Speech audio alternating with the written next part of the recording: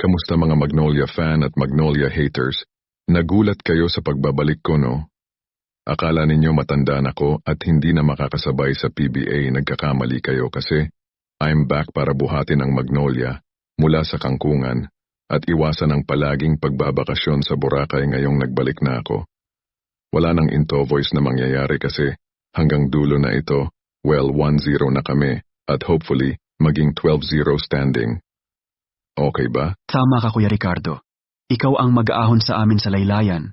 At ikaw lang ang malakas na dinagdag sa amin na player, si Lastimosa. Normal lang ang galawan, ikaw abnormal na, kasi 30 puntos ka. At 2 lang, mintis mo.